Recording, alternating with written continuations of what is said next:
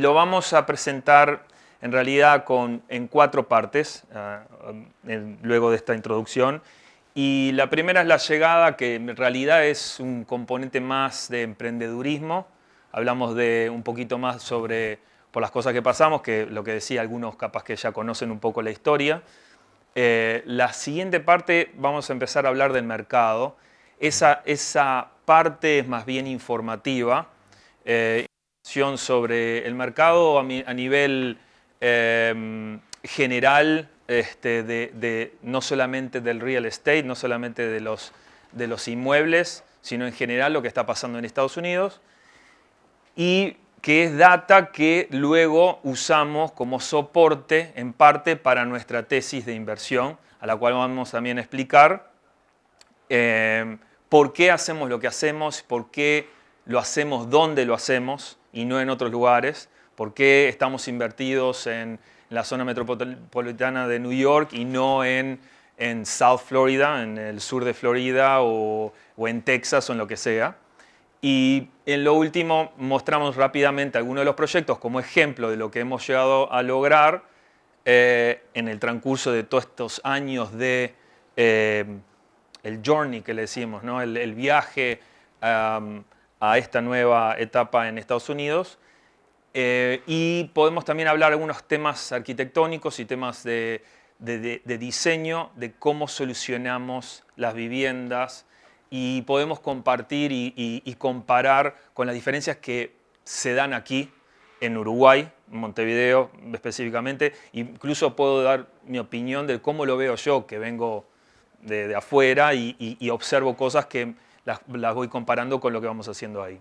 Así que lo que vamos a ver es, bueno, cómo arrancamos de esa casita a terminar haciendo este tipo de edificios, ¿no? Porque en realidad arranqué con esa casita, es un ejemplo de las tantas casitas que compré que cuando empecé, cuando era un emigrante que caí con visa de turista y después terminé con una visa de trabajo, y ahí me metí sin tener ahorros ni nada a comprar una casita como esta.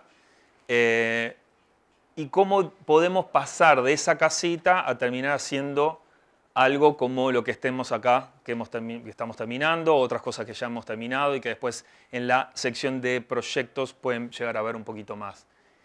Y no es fácil.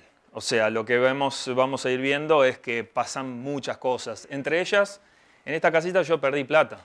Yo perdí dinero en esta casita. En la época de los subprime loans, que era en la época del 2008, perdón, antes del 2008, antes de la crisis donde daban préstamos. Yo era totalmente nuevo, no tenía la historia crediticia ni nada. Saqué un préstamo que te daban el 95%, entonces con 5% de entrada me compro la propiedad, la voy a renovar, pienso que la voy a hacer el flip. El flip es la venta. Y no, se vino la crisis y ahí me quedo con el activo que es intangible, porque el real estate, perdón, que es ilíquido, perdón, es ilíquido. En cierta forma no es como un stock que, bueno, perdí, lo vendo, me hago de algo de dinero. En una crisis que me agarra como el 2008, se hace más difícil venderlo, por lo cual lo tuve que alquilar y ahí tenía que manejarme, ver cómo podía sustentarme con mínimos ingresos para pagar mi alquiler donde vivía, para pagar la deuda que tenía, que era la deuda mayor a mis ingresos por alquileres, y si me quedaba algo, tenía pan en la mesa para comer. Entonces no era fácil. ¿Y cómo llegamos a esto? En verdad, nosotros, el equipo que tenemos en Titanium Realty Group, que es la empresa que hacemos development en New York, que la oficina está en Manhattan, tenemos un buen equipo de la parte de finanzas, que generalmente son todos gente de NYU, y la parte de development, la parte de desarrollo, que es arquitectura y construcción, en realidad son todos uruguayos. Todos uruguayos, son todos arquitectos que han venido de acá y de la UDELAR, de la ORT y de la UDELAR. Y tenemos un muy buen equipo. Bueno, este equipo posteó en social media hace unos días lo que la ORT presentó como el flyer y puso algo relacionado a garra charrúa en los negocios, ¿no? Porque se venía el Mundial. Y entonces parte para poder lograr ser un tipo común, pues soy común promedio, acá tengo a alguien que me conoce desde el principio de la facultad, sabe que no, soy un promedio, la garra charrúa aplicada en un mercado como el de Estados Unidos, en los negocios, es como aquel jugador que en Uruguay se puede tener una buena performance en el fútbol. La cultura de emprendedurismo en Estados Unidos te da ese contexto de poder desarrollarte mejor como emprendedor. Así me pareció a mí, y creo que eso fue una ventaja, eso fue la oportunidad. Sobre todo en una zona metropolitana como New York, donde están las oportunidades. No hay garantías de que puedas agarrar, pero es como que te pasan los trenes de oportunidad y vos, si podés entrar en uno de ellos, ahí se te da. Es muy difícil saltar y entrar a un tren, pero están ahí. Y esto es lo que pasa, cómo nosotros terminamos con fondos de inversión y que nos puedan invertir en cosas más grandes. Entonces, la cultura ha sido uno de los puntos de oportunidad. Y como pusimos desafíos y oportunidades, vamos a ir viendo en la primera parte, sobre todo en la parte de emprendedurismo. Y por eso la analogía con el fútbol, porque nosotros somos 3 millones de personas y tenemos, creo, un muy buen performance per cápita en lo que es en fútbol, ¿no? Entonces, cuando llego, bueno, ya pasan muchas cosas. Antes de llegar a lo que es la zona de New York, esto es Manhattan. La casita que vieron, esto es Jersey City, esta zona es Jersey City. Acá tenés Brooklyn, Queens, Bronx, Staten Island más abajo. Esta zona es Jersey City. Y la casita anda por aquí. Cuando yo les comenté que compré esa casita, me agarra la recesión, yo estaba viviendo en algo acá que es los walk-up buildings. El típico walk-up building de los edificios de escalera. Son edificios de casi 100 años, con estructura de madera, viejos, y se hacía muy difícil. Incluso imagínate subir el carrito de un bebé a un piso cuarto en esas escaleras. Se estaba haciendo difícil para mí la vida, pero de última veía las oportunidades. Cuando yo llegué por Chicago. Hice el viaje de arquitectura y la ciudad que más me gustó fue Chicago. Así que empecé por ahí.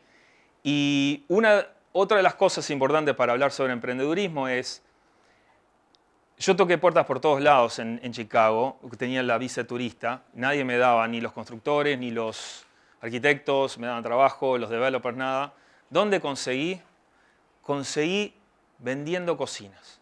Entonces, una de las cosas importantes es ser flexible, tener esa flexibilidad de, bueno, no puedo ser arquitecto, no puedo ser constructor, empiezo vendiendo cocinas. Y para hacer el edificio que mostré acá, ¿no?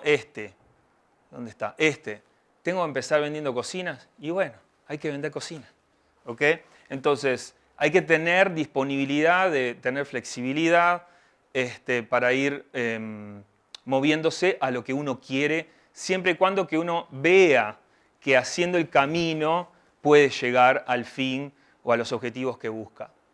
Entonces, terminé trabajando en New York, en las cocinas fue en Chicago, luego de tantas historias termino transferido desde Chicago a New York, al tiempo paso a trabajar a otra empresa. Esto es una empresa basada en Queens, unas familias desarrolladores, empresa chica de familias, y hago esto, que esto arquitectónicamente, porquería, pero yo empiezo a aprender todo el proceso de desarrollar un poco limitado. tratando con constructores, tratando con los sistemas constructivos.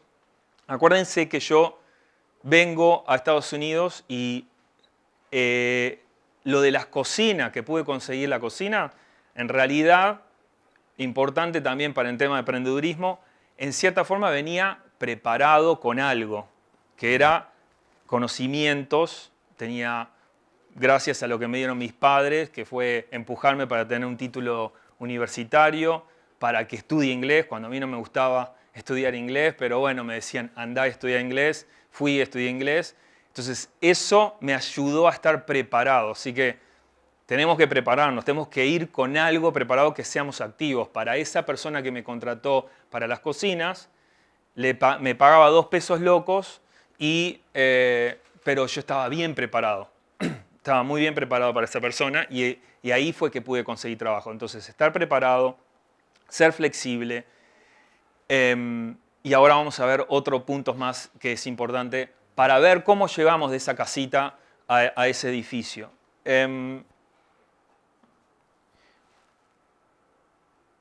Lo que pasó aquí es cuando yo empiezo a tratar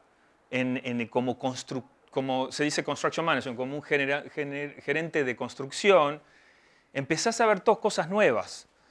Tratás con el polaco que trabaja con el ladrillo, con el portugués que me hacía la sanitaria, el otro mexicano que me hacía toda la estructura de madera. Y empezás a darte cuenta que es otro ambiente. Acá nosotros nos desarrollamos profesionalmente, pero es homogéneo, culturalmente, el idioma. O sea, el primer choque que yo tuve fue el idioma. Más allá de que fui preparado con inglés, no es lo mismo. Cuando tenés que empezar a darte y a discutir con alguien y te sube la adrenalina, tu inglés empieza a cambiar. La segunda parte importante cultural que tuve, o sea, de problema, fue pasarme de medidas métricas a imperiales. Porque ahí usan los pies, ¿no? Las yardas, y todo eso también afecta, sobre todo para un arquitecto, sobre todo aquel arquitecto que está diseñando cocinas. Entonces, esto también fue un choque. Otro choque importante cultural son los chistes. Nunca entendí los chistes y nunca me entendieron mis chistes. Entonces, hasta el día de hoy. Solamente si hay una analogía de chistes con Seinfeld. No sé si ustedes han visto el programa, pero ahí sí nos entendemos todos porque es algo bien New Yorker y sirve. Pero, o sea, que tenés ese choque cultural. Y como me dijo una vez un amigo, me dijo, ¿para qué te vas a Estados Unidos? Es como nacer de nuevo. Y tuvo razón, fue nacer de nuevo y llevó mucho tiempo. Y ahí es el otro punto de emprendedurismo que quería hacer énfasis, tener paciencia. Porque lo que llevó de esa casita a ese edificio que mostré al principio es tiempo. Y nosotros no somos startups de las .com que nos lleva, en poquitos años estamos allá arriba.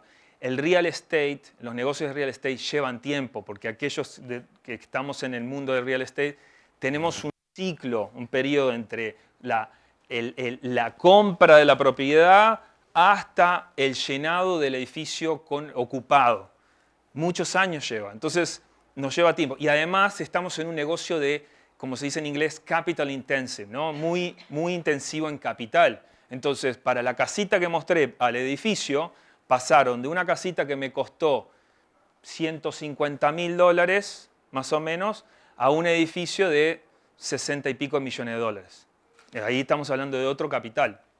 Así que, entre medio, mientras la voy peleando, de hecho, compré, esto estamos hablando en el 2006, yo ya estoy en New York, y ahí los fines de semana agarraba el auto porque me daban un auto a la empresa para irme al Bronx. Acá tenemos, esto es en Brooklyn, esto es en Bronx, esto es East New York en Brooklyn. Si vas por ahí tenés que ir con casco, escudo, con todo porque es zona de guerra. Es decir, y ahí me iba haciendo, y ahí te vas haciendo más o menos que por necesidad, porque te vienen y la gente medio como que agrede, o sea, o vienen y tratan de robar, y no es primer mundo, ahí hay un tercer mundo también.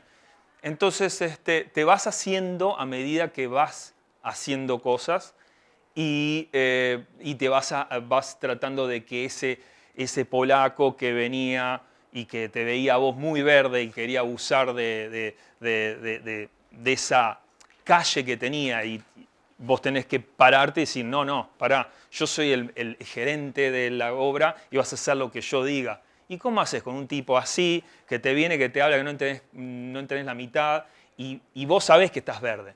Y entonces a veces tenés que hacer lo que se dice en inglés, fake it until you make it. O sea, una especie de mentir hasta que realmente lo lográs en serio. Y hay mucho de eso en ese emprendedurismo, esa mentalidad cultural norteamericana. Yo soy developer, yo soy developer. Y sí, yo cuando vine la recesión, ¿qué hacía la gente? Se juntaba a hacer networking. Entonces tenías los desayunos de mañana y todos decíamos rondas. Y bueno, ¿qué haces, Diego? Yo había comprado esa primera casita que les mostré al principio. No, yo soy developer, estoy comprando casas en Jersey City. Jersey City. Estoy haciendo casas en Jersey City. Y bueno, fake it until you make it. Un poco, pero siempre con un contenido real, porque no podés ir al punto de mentir porque tiene patas cortas. Entonces, lo trabajás en tu venta. Los norteamericanos son muy buenos vendedores de sí mismos, saben venderse a sí mismos y sobre todo en lo profesional. Entonces, ¿qué pasa? Estando en esa época, yo estaba construyendo cosas como las que vieron acá arriba en el Bronx, acá o en East New York, en Brooklyn, por aquí. Acá está el JFK, el aeropuerto. Y yo encuentro con a mí me pasó de que como no encontraba, cuando llegué con mi inmigrante, yo quería vivir en Manhattan. Después me di cuenta que no podía vivir en Manhattan, no me daban los pesos para vivir en Manhattan. Terminé viviendo por Jersey City. Y ahí me fui buscando y empecé a mirar y a mirar. Y otra de las cosas que tenemos que hacer, tenemos que explorar y buscar mercados o submercados donde hayan oportunidades a mediano plazo que la gente no identifica. Aquí había un arquitecto, no me acuerdo, Aguirre creo que era, me acuerdo cuando él empezó el edificio, uno de los primeros edificios en Malvin. Todo Positos estaba tomado y de repente salió un edificio en Malvin, por ahí. Creo que era uno de estos. Y bueno, y ahora Malvin está tomado. Yo estaba acá y empiezo a buscar y veo que esto es un hub, es un centro neurálgico de transporte público y digo, esto es una mina de oro. Esto que ven acá es todo un marco de esto, que es un planeamiento territorial. Entonces, ¿qué hice? Empecé a investigar y encontré que había un plan, un master plan, un planeamiento territorial en el cual todo esto tenía una zonificación específica. Mientras que todo esto era blanco que ven acá, era R1, que es R1, que es como residencial de una o dos familias. Una casa de dos familias es padrón único con 2 apartamentos. ¿Okay? Pero todo era así. Y habían algunos estacionamientos y demás. Y digo, pero la ciudad quiere meter acá edificios de 40 pisos. Y hay que comprar. Y bueno, para ese entonces yo no tenía un mango y además venía bicicleteando de atrás por la casa esa que no había salido el flip y no tenía el track record, ¿no? La historia como para decir, che, vengan, yo soy developer, compren y demás. Pero empecé de a poquito e increíblemente mis primer inversores fueron americanos que supieron que lo que que entendían cómo se iban a proteger legalmente y son mucho más pragmáticos. Es mucho más fácil sacar un ticket de inversor en Estados Unidos que aquel que acá me conoce a mi tatara. Pero bueno, es cultural también.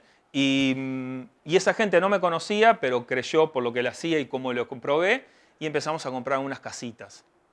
Así que, ¿perdón? Ahí ya estábamos en el 2009, entonces estamos en pleno bajo. Yo ahí fue que decidí meterme a hacer mientras, ya no tenía trabajo además porque se había caído todo. Yo después de esas casas que vieron ahí pasé a trabajar en otra empresa y después se cayó todo con la debacle del 2008. Entonces estoy sin trabajo, sin dinero, con pérdidas de cash flow por la casa que tenía y paralelamente ahí me puse a hacer construcción. Me asocié con un argentino que conocí en una de las obras que es carpintero y le dije, pará, nos juntamos y yo ponía la parte de construcción. Entonces traía pan a casa haciendo servicio de construcción. 2009 ahí me meto a hacer una maestría. Paralelamente hacía la construcción, la maestría y me iba a buscar casitas, iba a tocar puertas para algún inversor que pudiera invertir. Fue en el 2009. Entonces, ahí empezamos a hacer muchas casas y pasamos a tener muchas casitas de esas, ¿no? Ya no cometiendo el mismo error que había cometido en la vez pasada. Otra de las cosas, tenés que tirarte, aprender los errores y por suerte fueron cosas con mis propios ahorros, no con otros, y vas aprendiendo con tu propio dinero para después, si vas a levantar capital, tener cuidado de no hacer esos errores con el capital de otros. Entonces eso es una constante de movimiento. Ahí aprendimos, compramos muchas casitas y demás de ese estilo que presenté al principio y luego ya no servía. Yo quería meterme en cosas más grandes, que es como para llegar luego a ese edificio grande que vieron ahí. Entonces, para ese entonces yo ya tenía una idea del mercado que me quería enfocar. Por primera vez, honestamente, por primera vez empecé a tener un foco. Yo era una pelota de ping-pong. Era la verdad. Yo, o sea, terminé la facultad de arquitectura, después hice esto, después hice lo otro, tal, viaje, después me tiraba no sé qué, después intenté y compré materiales acá de construcción, de Argentina, de España, después se vino la debacle acá, después vamos a intentar en Chicago, después era una pelota de ping-pong y en un momento dije, ok, tengo un plan.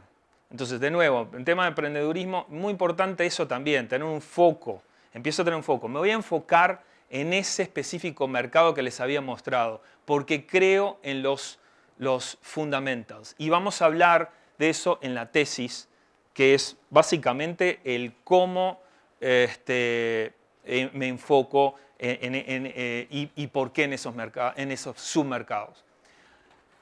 Ahora, eso es brevemente un poco la llegada, un poco de emprendedurismo que dije. Eso más, cada uno puede tomar distintas formas de ese viaje al emprendedurismo. Alguna gente lo tiene más fácil, otra gente lo tiene más difícil. Alguna gente hace una maestría y después tiene un trabajo en una empresa y después termina haciendo sus propios negocios. No fue mi caso. En mi caso, la maestría viene luego y como una forma de inversión personal porque el costo de oportunidad era muy bajo. 2009 al 2011 lo hice, mientras empezaba Titanium Realty Group. Así que imagínense, esa época era una época donde la gente estaba muy suave en trabajo, aunque los que podían iban comprando propiedades. En mi caso, yo empecé a comprar propiedades en auctions, en remates, o los short sales, no sé si escucharon hablar de eso, los foreclosures, son todos términos que se han dado en Estados Unidos. Pero vamos a hablar del mercado, porque nosotros en el mercado, que esto es más informativo de lo que es el Estados Unidos hoy, que estamos hablando muchas cosas, ustedes están viéndolos por informativo. Ayer nosotros dimos clase, vamos a dar clase de nuevo mañana. Es el seminario donde dictamos negocios, técnicas de negociación, hacemos casos de estudio. Y algunos venían y me dicen, pero New York está hecho pedazos. ¿Cómo? No es así. O sea, pasó por unas muy... Pero es otra cosa. Entonces, vamos a ver un poco el mercado. Esto es más bien informativo. Y luego, ¿por qué la tesis también nosotros tenemos que analizar el mercado constantemente, pero no puede ser la razón total. Yo les digo, para empezar, si yo me enfoco demasiado en el mercado constantemente, me quedo congelado. No voy a hacer nada. No voy a hacer nada. Porque siempre hay algo. Y siempre puede llegar a haber algo. Entonces lo que hay que hacer es, si vas a hacer inversiones que pueden considerarse especulativas, tienen que estar con riesgos mitigados. Porque podés hacer algunas inversiones que vos podás considerarlos poco riesgosas, podemos discutirlos, para mí pueden llegar a ser demasiado riesgosas. Entonces, ahí, para ir a esto, me gustaría dar tres términos importantes. En real estate podemos hablar de core investment, value add o opportunistic investment. El core investment es, imagínense que ustedes compran una un street mall, o sea, o una zona comercial y tienen a FedEx, tienen a, no sé, Walgreens, y tienen, o compraron un edificio residencial. Imagínense que yo vivía ahí, que les mostré el walk-up. En realidad son, ponele, 20 apartamentos y es un dueño. Entonces vos compraste ese edificio y tenés la vaca lechera, es un cash flow como si te estuviera dando un bono. ¿Okay? Eso es core investment. No, lo único que tu foco es tener un cash flow y en general la apreciación puede darse mediana, vas a tener una plusvalía mediano a largo plazo, quizás media limitada, y hoy tenés un cash flow que tampoco va a ser grande porque supuestamente tenés un riesgo, los riesgos son bajos. Entonces, tenés una segunda etapa un poquito más riesgosa que es, imagínense ese mismo edificio donde yo estaba viviendo y viene uno y dice, yo voy a hacer una inversión value add, que es, voy a cambiar los hallways, los lobbies, el ascensor. Bueno, en este caso no había ascensor, había escalera donde yo estaba, pero bueno, le hago mejor escalera, le pongo mejor madera, no sé, le pongo mejor luz. Se va un inquilino y le arreglo todo y ahora le voy a poner stainless steel, acero inoxidable. Ahora en vez de tener esa cocina que tenía, que era del año, no sé, 50, pasa a ser ahora una de moderna, de no sé qué. Eso es value add, que es como cosmético, puede llegar a ser algo un poco más profundo de construcción, dependiendo, pero lo que estás haciendo es empujar las rentas por medio de una inversión inicial que hiciste, que se le llama técnicamente en inglés capital expenditure, no sé cómo sería en español, algún contador me puede decir, pero es una inversión de generar un incremento al activo y que por ende te tendría que dar mayor rentabilidad. Lo que harías es generarle más valor a la propiedad y supuestamente, teóricamente, vos vas a poder venderlo con esa plusvalía que en el core investment va a ser menor. ¿Se entiende hasta ahora? La tercera y última es el opportunistic investment. El opportunistic investment es básicamente lo que nosotros hacemos. Y tiene más opciones de rentabilidad porque podemos generar mucho más valor, porque podemos generar más plusvalía, pero y es ahí donde yo digo, tenemos que tener cuidado y cómo mitigar los riesgos, porque a medida que nos movemos a esos otro tipo de inversiones, el opportunistic, hace que nosotros tomemos algunos riesgos mayores y la tesis básicamente es cómo limito esos riesgos. ¿Okay? Entonces, vamos a hablar del opportunistic investment en esa parte de la tesis. Entonces, vuelvo al mercado. Y digo, bueno, ¿cómo está el mercado hoy?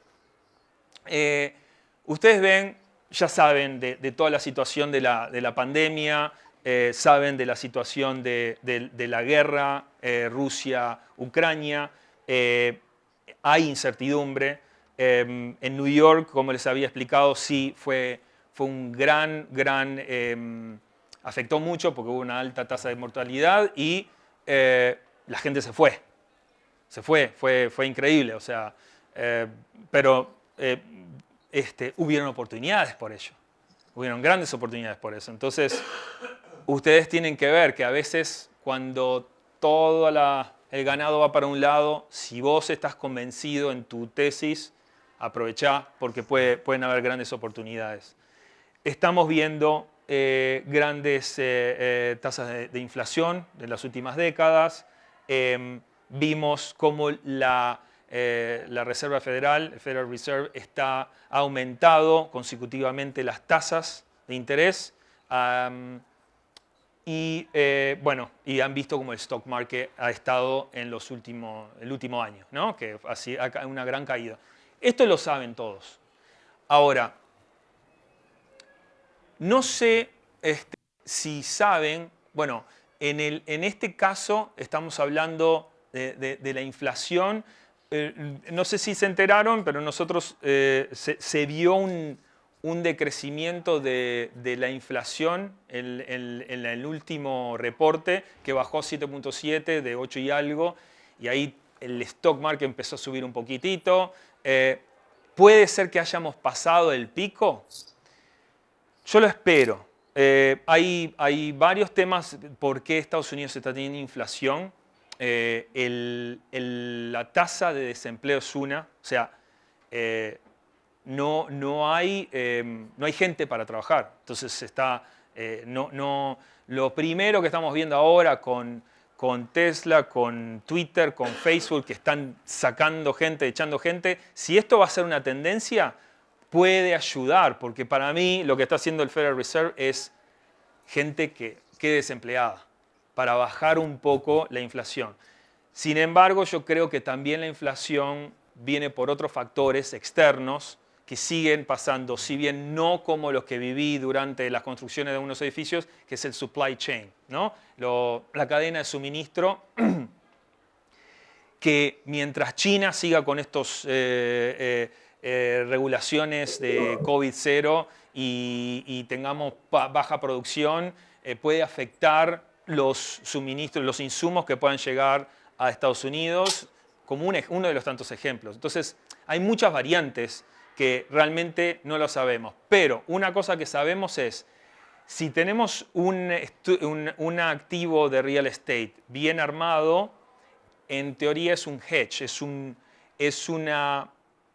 sería como alguien si me lo puede decir en español, pero nos estamos cubriendo ante la inflación. La inflación en cierta forma no nos afectaría o nos podría llegar a beneficiar si tenemos buenas tasas de financiación fijas y demás. Entonces, esto es lo que venía hablando. Nosotros acá tenemos una caída del empleo, o sea, del desempleo, la tasa de desempleo, llegando al 3.7%. Entonces, vos fijate que no hay gente. New York, ustedes también habrán escuchado en las noticias, Texas y otros estados republicanos han mandado inmigrantes a New York. Eso lo leyeron, pero entonces New York empieza a recibir todos estos inmigrantes, la gente se está poniendo como que nerviosa. Se necesita gente incluso para lavar los platos. O sea, no hay en el mundo del servicio, no hay gente. Entonces, hay que ver. Yo creo que Estados Unidos debería tener un sistema de inmigración estructurada, ordenada, pero abrir las puertas. No abrir las puertas, vamos todos y entramos como nada, nadando, lo que sea, pero sistemas como tiene Canadá, pero que tienen unos sistemas muy regulados y que de repente, bueno, ¿cuánto necesito en el agro? ¿Cuánta gente necesito para lavar los platos? Y empecemos a abrir las puertas. Y así también eso puede ayudar a bajar la inflación. Tuvimos dos trimestres consecutivos de caída de PBI, hasta el último que empezó a subir un poco. Cuando vos tenés 2 trimestres es una definición de recesión, pero de nuevo, ¿tenemos recesión en Estados Unidos? Tasas de desempleo bajísima, sigue, hay consumo, bajó un poco, pero y ya ven que el PBI empezó a aumentar un poco. Las rentas han subido dramáticamente, pero como ahí ven, llegó a la media de $4.000 en Manhattan. Ojo, tenés apartamentos que por mes valen $250.000 de alquiler. Eso es lo que es Manhattan, ¿no? En Manhattan tenés, por Park Avenue tenés ese tipo de cosas. Pero la media es de $4.000, según los datos de Douglas Elliman. Lo que sí sigue mucho es la tasa de ocupación de oficinas. En el caso de New York está a full. No hay apartamentos para alquilar, están todos ocupados, hay trabajo, los restaurantes la verdad están a 1000. El retail local, es decir, los comercios locales, sobre todo los restaurantes, están trabajando muy bien. El retail urbano está muy bien, pero las oficinas están más de la mitad vacías. Silverstein Properties, SL Green, no saben ya qué hacer para convencer incluso a las empresas a que traigan a sus empleados. Porque ya no es que los empleados no quieren volver a las oficinas. Incluso los directores de las empresas no quieren que los empleados vuelvan. Y eso es un problema. Y alguno me decía ayer cuando estábamos hablando de... No hablamos de esto en la clase, pero terminamos hablando algo sobre la reposición de edificios. Entonces dirían, bueno, convirtamos las oficinas en residencia. Aquellos arquitectos que hay acá pueden entenderlo bien. Pueden haber muchas ineficiencias, que el costo para convertir un edificio, sobre todo de plantas grandes, donde tenés un problema de luz y aire, el rehacerlos puede llegar a ser muy costosos y puede terminar siendo inviable. Entonces, no han habido muchos. Hay algo en Downtown que se está viendo de reposición, pero no estamos viendo gran cosa. Ahora, esto que va para la tesis también. Yo hago comparación, digo, ¿por qué la zona metropolitana de New York y no Miami, como decíamos, ¿no? A mí me invitaron a hacer desarrollos o co-desarrollos con otros developers en South Florida. Y estuve estudiando y demás, y viendo el mercado, entendiendo los precios y demás, y salí corriendo. Dije, no. Pero sobre todo la historia lo muestra. Esto lo pueden hacer ustedes. Esto fui a Google, lo saqué yo. Vayan al Case-Shiller Home Price Index. Eso es un index que es muy bueno para usar. Cuando es en real estate, cuando ustedes quieren ver cómo se comportan los mercados y comparar los submercados en Estados Unidos. Y acá ven algunos metro, ¿no? Son todos estos metros. Detroit Metro, San Francisco Metro, Phoenix Metro, están todos ahí. Yo lo que hice fue, en esta, como lamentablemente los dos eran rojo, New York era rojo y Miami rojo, en vez de ponerlos en una misma gráfica, los separé. Pero acá New York la pueden ver que anda debajo del azul, que es la media de Estados Unidos, que anda por acá abajo.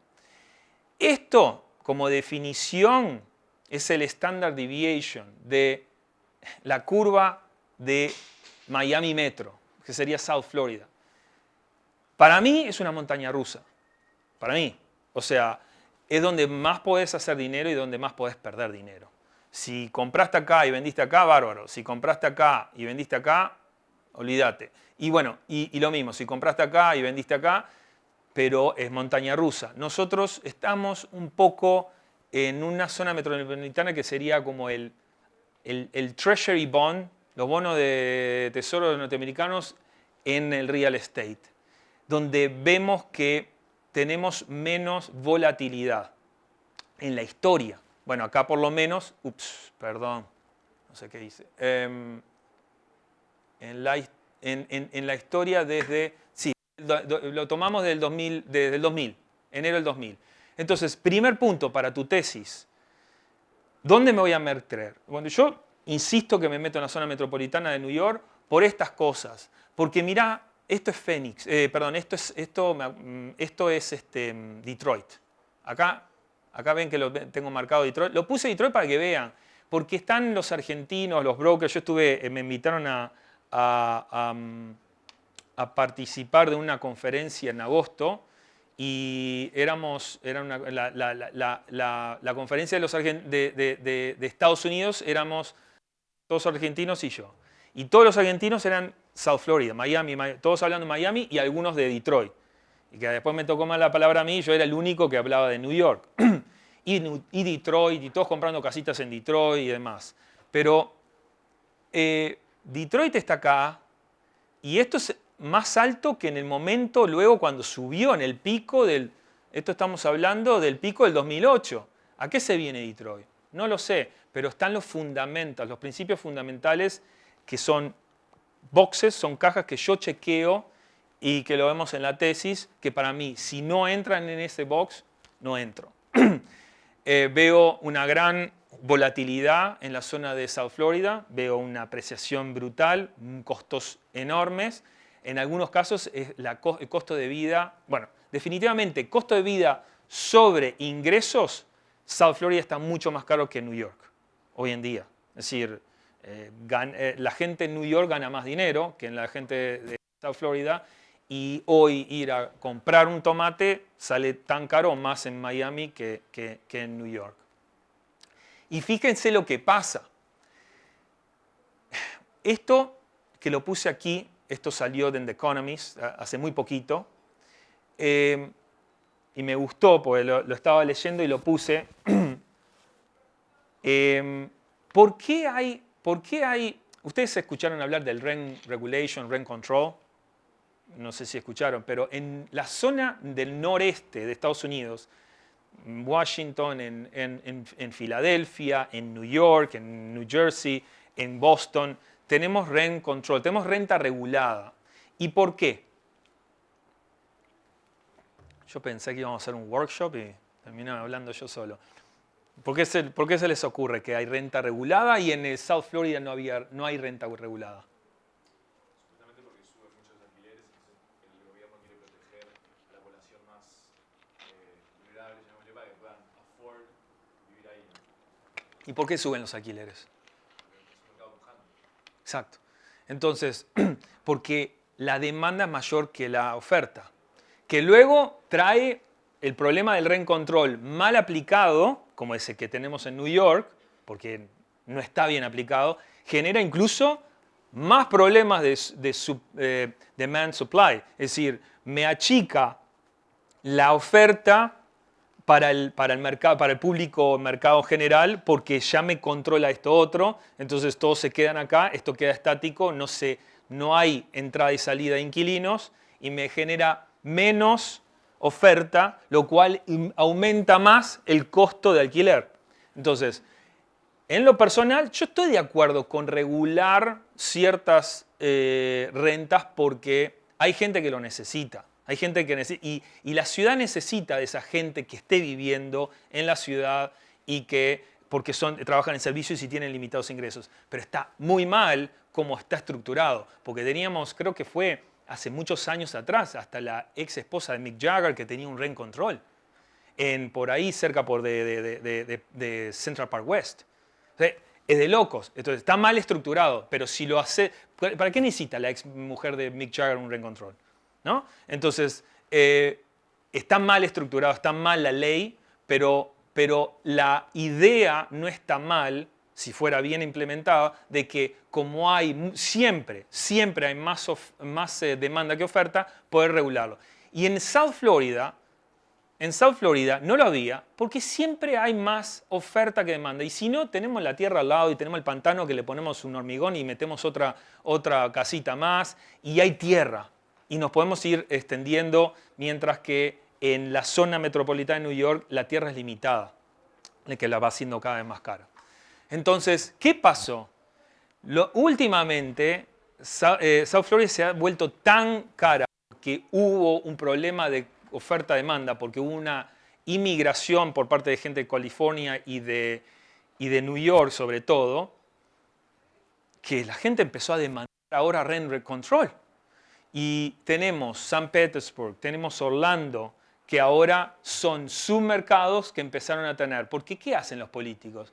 Escuchan a sus votantes. Entonces, si los votantes dicen, che, yo te voto, pero vos poneme... Y ahora está pasando eso. Entonces, en realidad, no se salva a nadie con ese tema mientras tengamos los problemas de oferta-demanda. Y lo estamos viendo. Sin embargo, y bueno, lo vimos, se está pasando en Oregon, en Minnesota y en Maine también. Pero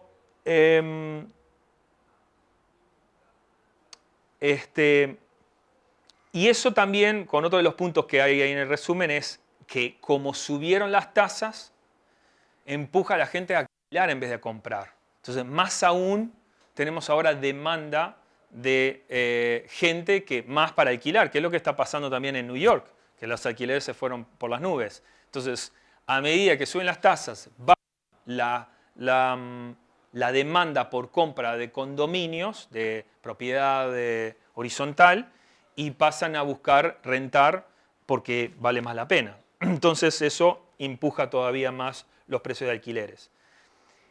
¿Qué vemos? Y esto ustedes pueden discrepar. Yo no veo una recesión profunda como la que fue en el 2008. Puede haber, y la Fed está tratando de generar ese tipo de recesión, como dije, más desempleo para empujar la inflación para abajo. No creo que vamos a estar con una inflación del que teníamos de casi 0% o incluso el 2% que está pensando la Fed. Yo creo que si tenemos un 4, 4,5, digo, argentinos, venezolanos ya estarían chochos con el 7.7% que tenemos hoy de tasa de inflación, pero nosotros si logramos un 4, 4,5, yo creo que ese va a ser la nueva estándar y creo que se puede ajustar el mercado a ellos. Se podría ajustar el mercado a ellos con tasas no cero como habían antes, pero una tasa relativamente manejable. Hoy en día incluso las tasas no son históricamente altas comparado con los 80s. Lo que pasa es que para los millennials, sobre todo, o incluso para mí, que no soy millennial, pero llegué a Estados Unidos en el principio de los 2000, bueno, la tasa mayor, la casita esa que vieron al principio de todo, mi tasa era del 7%. Y era algo normal. Ahora puedo incluso conseguir por menos que eso. Y estamos en unas tasas tremendas. Entonces, todo es relativo. Estamos mirando los últimos 10, 12 años y nos da miedo. Pero el país funcionaba con el 7% de tasa de interés. Si yo consigo ahora tasa de interés por menos, debería funcionar. De nuevo, lo que hablábamos antes, ¿me quedo o sigo actuando? Y les digo de ahora en qué estoy actuando. Lo que sí pienso que si siguen las tasas altas va a haber flujo de capitales, una emigración de capitales de Latinoamérica. Y, sí. Más allá de la inflación en general en Estados Unidos, ¿qué tasa de inflación está teniendo en la construcción, en especial ahí donde vos estás? Hubo un pico, pero tremendo, entre el fin del 2001, principio del 2002, de 2011, 2021 al 2022. Me había ido para el 2000 principios. Entre 21 y 22 hubo un pico brutal. En uno de los proyectos nosotros íbamos a empezar, lo voy a mostrar rápidamente, lo paramos, no hicimos nada. Ahora, ¿por qué? Porque pero eso fue inflacionario más que nada por el supply chain. O sea, fue por no había lumber, que no había madera, no había hierro, no había esto. Entonces, es más, en uno de los proyectos tuvimos complejidad para terminar el edificio porque nos faltaba una cajita fundamental para el Fire Alarm System, para el sistema de alarma de fuego, y nos llegaba, nos encontraba esto y lo otro, y eso necesitábamos para que venga el inspector, para que dé el sign-off, es decir, firmara y podamos después tener finalmente el certificado de ocupación para después poder alquilar la propiedad. Entonces, ahora esto ya está. En un momento hubo problemas de appliances, de electrodomésticos. No podías tener el dishwasher, el lavarropas, ¿no? El secador o el lavaplatos. Entonces, ya eso está mejorando muchísimo. Pero un par de cositas. Una, cuando vimos esa gráfica anterior sobre el Case-Shiller, vieron la caída del 2008. Y fíjense cómo se comportó New York. Segundo, fíjense cómo se comportó New York, que fue de las peores ciudades afectadas por COVID y hoy está a full, aunque algunos vienen y me dicen, che, pero está mal, que hay crimen, que esto y lo otro. Bueno, trato de ser lo más objetivo posible. Sí, soy un New Yorker, me encanta New York, amo New York, pero estoy en el negocio y tengo que ser pragmático y les puedo decir cuáles son. La gente tiene que buscar la data. Si vos me estás diciendo hay criminalidad, la criminalidad había aumentado por un mayor que después de Bloomberg y fue por su desastroso performance, ¿no? Y liderazgo. Entonces ya él venía mal, no fue que solamente COVID. Y por otro lado, si vos empezás, vos tenés que hacer y decir, bueno, ¿cuáles son las metrópolis más importantes del mundo? San Pablo, París, Londres, New York. Empezá a hacer comparación de tasa per cápita de crimen. ¿Cuál es la tasa de homicidios en New York per cápita comparado con la de Montevideo? No sé. Pero empecemos a analizar las datas. Porque en social media recibimos algo, lo leemos, está todo mal. Pero analizalo. Porque no es suficiente con solamente leer las cosas del título. Y fíjense, un par de cositas más. Tenemos una gran demanda. Hay un déficit de más o menos 4 millones de hogares en Estados Unidos. O sea que más allá de todo lo que está pasando, más allá de todo lo que pueda llegar, puede haber guerra en Estados Unidos, China, puede haber, más allá de esos eventos que no podemos controlar, hay demanda, hay déficit de hogares en todo Estados Unidos. Y entonces, ¿qué estamos nosotros? Otro punto que vamos a ver en la tesis. Nosotros no hacemos data center, nosotros no hacemos hoteles. Hacemos donde nosotros pensamos que es dentro del opportunistic investment lo menos riesgoso. Vivienda. La gente necesita un techo. Entonces, ahí vamos a ir viendo los puntos de lo que es la tesis. Y bueno,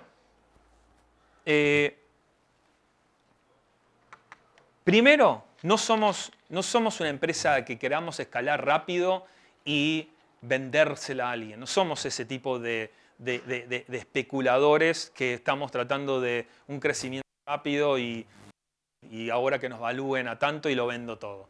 Primero, porque el real estate es más complejo para hacer eso. Segundo, porque nosotros hacemos syndications, hacemos grupos societarios por negocio. Eso lo que hace también es diversificar riesgo. Son entidades y son negocios separados y de repente, aunque yo tenga el mismo grupo societario en un negocio y en otro, yo no cruzo deudas. ¿Se entiende? Porque en Estados Unidos tenemos los capital markets que están muy desarrollados y una de las razones cuando hablábamos de la casita a ese edificio, además de la cultura, bueno, está todo ligado en verdad a la cultura, tenemos los mercados capitales desarrollados que me permitieron a mí, con 2 pesos locos, poder terminar eventualmente, lograr que me presten 40 millones de dólares, porque ese edificio de 60 y algo, 40 llegaron por deuda. ¿Y cómo puede ser? ¿Cómo puede ser que me dieron 40 millones de dólares de deuda? Y bueno, porque son un mercado desarrollado, porque hiciste todos los pasos, el credit score, sos un buen pagador, sos un buen borrower, empezaste a tener track record, empezaste a ahorrar, en vez de comprarte un BMW, seguí con tu autito y guardarle el dinero para poder mostrarle al banco que tenés dinero y así podés tener más préstamos, ese tipo de cosas. Entonces, podría manejar y bueno, ahora estamos comprando 2 proyectos en otra zona que vamos a mostrar, que es parte de nuestro mercado foco, que parte de nuestra tesis. Y podría de repente, vino uno y me dice, me encanta tu proyecto, yo te presto, no tenés por qué tener inversores, yo te presto y te pongo las 2 propiedades de colateral. Eso es en Port Chester. Digo, no, ¿podría haberlo hecho? Sí. Tomé la estructura de capitalización, la decidí hacerlo lo menos riesgosa posible. Viene una guerra China-Estados Unidos, somos dueños de un muy buen terreno, no tenemos el taxi, otra que los costos de primaria y de contribución inmobiliaria. Y ya está. ¿Se entiende? Entonces, ahí es donde empiezo a mitigar los riesgos de ese opportunistic investment que yo decía que es en nuestro mercado foco. Pensamos a largo plazo, tenemos paciencia, les dije cuando estábamos hablando de emprendedurismo, la paciencia es algo que me llevó tiempo a aprender. Y sí, al final cuando empecé a tener más paciencia, te das cuenta que trabajando duro y enfocado puedes lograr buenas cosas. Los principios fundamentales que lo vamos a ir hablando es por qué nos metemos. Y si vos lees un poco sobre Titanium Realty Group, nosotros nos enfocamos en lo que se diría en inglés Transit Oriented Emerging Markets. Mercados emergentes con gran componente de transporte público o transporte masivo. ¿Okay?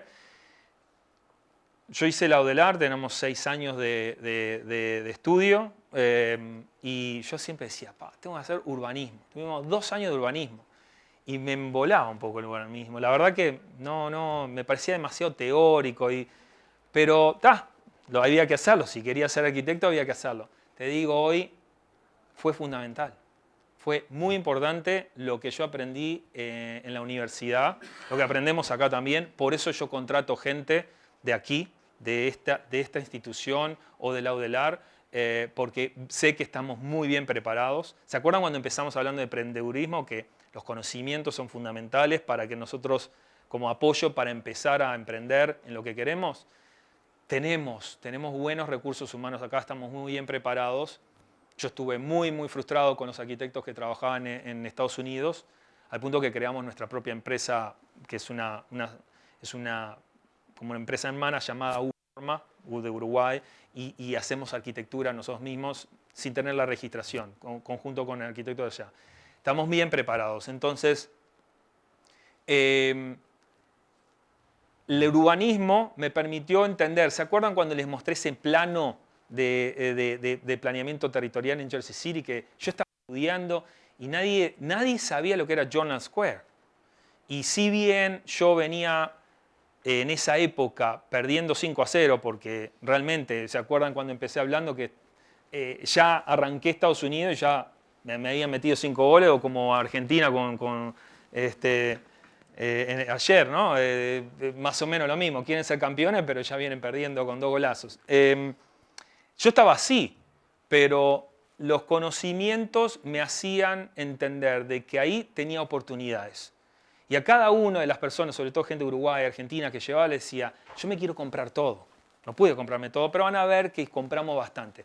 Ahora entré en otro mercado con los mismos boxes, las mismas cajas que yo chequeo con los fundamentos de esta tesis, y dije, vengo diciéndolo al grupo societario que me apoya hace muchos años, lo vengo diciendo hace como 2 o 3 años. Acá hay que invertir. Al final hice ofertas, esto y lo otro, ¿no? Al final conseguí y ahora estamos comprando. Y compramos lo mejor de ese submercado, donde sean mercados emergentes. ¿Qué es un mercado emergente? Un mercado emergente es donde hay gente trabajadora, paga sus taxes, que hay baja criminalidad, que si bien puede ser blighted en algunos aspectos, blighted sería como dejado, como venido abajo, como por ejemplo en Jordan Square, que había muchos parkings de lotes abiertos y demás, pero estaba ese hub que les mostré al principio, ese centro de terminal de subway. Llevó años hacerlo, que fue construido hace 100 años, que no volvieron a hacer, que habrán muerto un montón de irlandeses e italoamericanos en explosiones para romper esa roca, que ahora no la hacen más. Y si está eso ahí, que es una infraestructura brutal, usémosla, y por eso la ciudad dijo, bueno, densifiquemos. En cierta analogía, yo lo pondría, y lo he nombrado, algunos saben de esta analogía que uso porque me parece que ayuda. Para cuando me metí en esa zona, de esa zona que les mostré anteriormente en Jersey City, o en Port Chester, donde estamos ahora también, es como que yo empecé a comprar propiedades cuando el parque Safema todavía estaba y teníamos recién la primera sección del Montevideo Shopping. Y ahí, ¿qué pasa? Y bueno, yo dije, tenemos Montevideo Shopping ahí, tenemos Herrera, Rivera, un punto neurálgico muy interesante de ómnibus que pasan por ahí, medio centrado con lo que... Pero la dinámica de la sociedad montevideana es muy distinta a la dinámica de la sociedad de Metro New York. El que compró cuando se inauguró el Shopping Montevideo, ¿qué año fue? ¿1900 cuánto? 85. Mal no le fue, si todavía tiene la propiedad, ¿no es cierto? Pero ¿cuánto tuvo que esperar? Bueno, al día de hoy, ¿no? 35 años, lo que sea, ¿no? Podemos también comparar hoy un poco más actualizado la situación a la que está pasando en Capurro, donde está Harbor, que es el primer 14 proyectos o 13 proyectos, pero Leí. uno de 50 pisos que ya está autorizado. Ahí está cambiando toda la zona urbanística y eso le va a dar una revalorización y una potencialidad a ese lugar muy grande. ¿Y fuiste y compraste? ¿Fuiste y compraste alrededor? Ya tengo dos. Es bárbaro. Pero es un poco el análisis que yo hice. Entonces yo empezaba a hablar con la gente y decía, yo no estoy en Journal Square. ¿Journal qué? No sabían. Era como decir, yo estoy comprando en el Parque Safema. Ahora se habla en Montevideo Shopping. Cuando yo era chiquito, hablábamos del Parque Safema. Ahora se dice Montevideo Shopping. ¿Por dónde estás? No, mi oficina está por ahí, por Montevideo Shopping. No se dice, mi oficina está por el Parque Safema. Y más o menos es lo mismo, ¿no? Los fundamentals son ese tipo de cosas. Y también un tema que siempre presté atención es en topográfico, que no tenga problemas de inundación. Se inundó todo en Sandy, el famoso Sandy Storm, que no sé si ustedes escucharon, en el huracán, y nosotros estamos intactos, estamos en un lugar punto alto, tanto los de Port Chester como los de Jersey City. Todo ese tipo de cosas que tiene que pensarse en los planeamientos territoriales, que vos hayas leído el planeamiento territorial y que entiendas que haya densificación, que haya diversidad, claro, eso no lo tenemos acá, pero que haya diversidad étnica es una estupidez lo que digo, pero fundamental. Porque vos diréis, ¿por qué? ¿Por racista? No. Yo hago negocios inmobiliarios y tengo que entender la sociedad. Lo que pasó en Williamsburg, en Brooklyn, era porque había mucho terreno, mucha fábrica, no estaba la sociedad, no estaba el vecino chocando contra estos cambios morfológicos de la zona. No estaba chocando, porque no había. Tenía el taller, el herrero, el otro, y bueno, yo te vendí por millones, me fui, hice más dinero con la venta de mi propiedad que toda mi vida siendo un herrero. Bárbaro. Fenómeno, ganaste la lotería. Pero Harlem es una zona espectacular, muy bien centrada. Tenés el Harlem o el West o el Harlem East, pero tenés propiedades que ya está densificado, que hay una población ahí por 60 años en condiciones bastante difíciles en su momento, y que ahora vos vas y querés ir y construir ahí, tenés un choque de la sociedad, de ese entorno. ¿Se entiende? Entonces yo miro hasta eso. Hay una sociedad ahí, hay un grupo, unos vecinos que me van a chocar a mi entrada. Y cuando más diversa es lo que he aprendido, más oportunidades hay. En Journal Square, en esa zona que les mostré, que está más acá adelante,